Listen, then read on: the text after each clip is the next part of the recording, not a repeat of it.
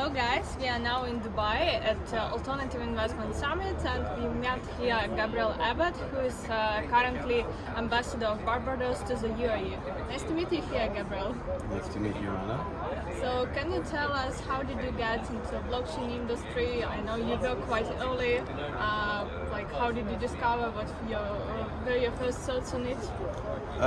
I did a degree in Canada from 2006 to 2010 that was based around network security, and cryptography was part of that.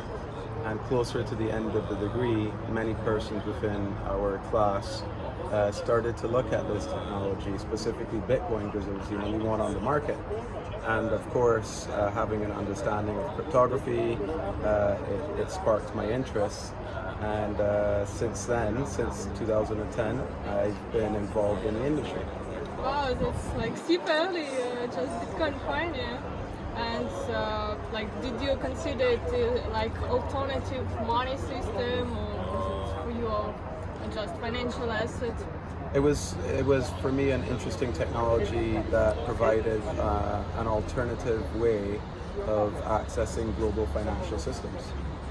Because in Barbados at the time, PayPal wasn't available, credit card processing for merchants was quite cumbersome and expensive, and generally fintechs did not exist on the island. So Bitcoin was a subject at the time which I didn't fully understand in the beginning. I didn't understand the true value of it, and unfortunately that didn't allow me to fully enter the industry commercially until 2012, 2013. So while I did hold Bitcoin as early as 2011 and as early as when it started taking an initial price tag, I didn't commercially start mining Bitcoin until 2012 and 2013, and then by 2014 I co-founded Bit.com. So it's a cryptocurrency exchange in Barbados, right?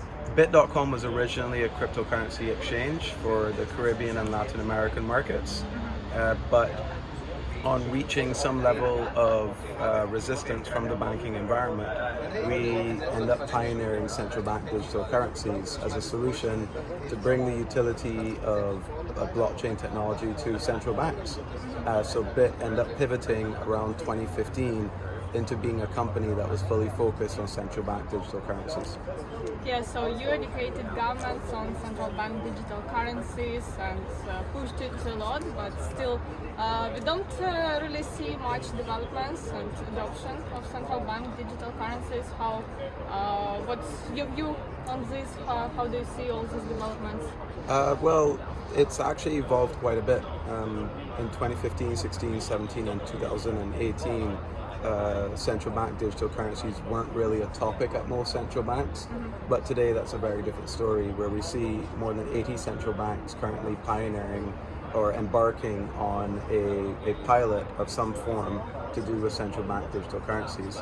And the connotation has turned to one of being positive from the monetary authorities towards the subject. So the educational campaign in the early days was one of trying to get central banks to understand what blockchain technology is and how it can be represented within their environments. But today it's one where the understanding is there, and now it's moving towards adoption.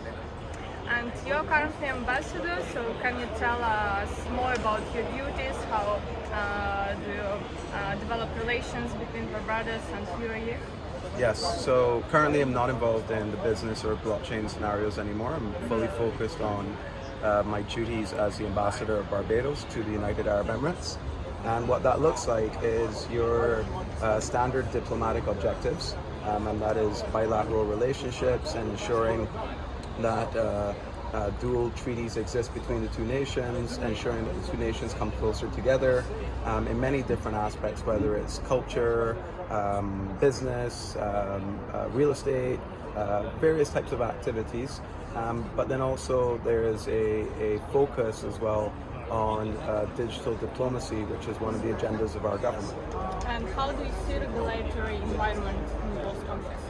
The regulatory environment in both countries are very different at the moment, but the objective is to bring alignment to them in how they take on various aspects, whether that's currency or securities, how they handle cross-border payments, cross-border custody and settlement of asset classes, how they also embark on treating companies within their regulatory environments and sandboxes. How can we get those relationships more aligned from a cross-border perspective?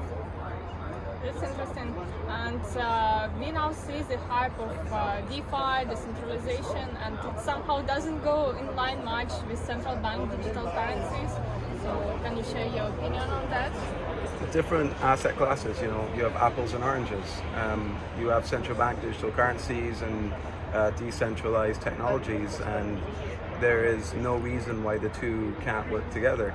And we're seeing that currently. We're seeing a state of where regulators are understanding the difference between the two, and we're also seeing a situation of where there is the potential opportunity for the two to align to each other in how they are useful to different bodies and persons. And as for your personal investments, like you told, you were early in Bitcoin. What's your opinion on altcoins? Do you see currently any interesting projects?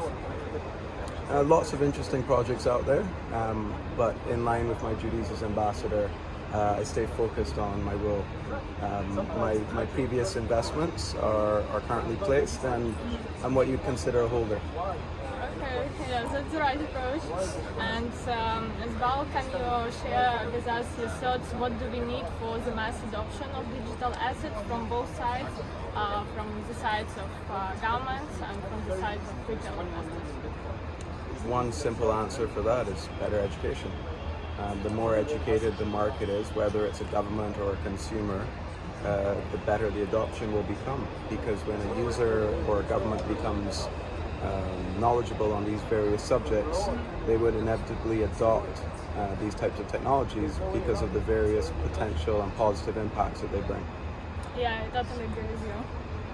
Thank you for a nice discussion. Thank you, Anna.